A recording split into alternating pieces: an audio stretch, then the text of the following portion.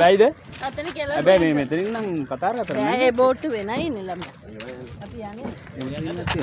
තනින් යන්න ඕන අර ලොකු බෝට්ටුව තියෙනවා ඒකේ හරි. ජැකට් දාගෙන එහෙම යන්න ඕන පුතා. එහෙමත් ඇත්තේ.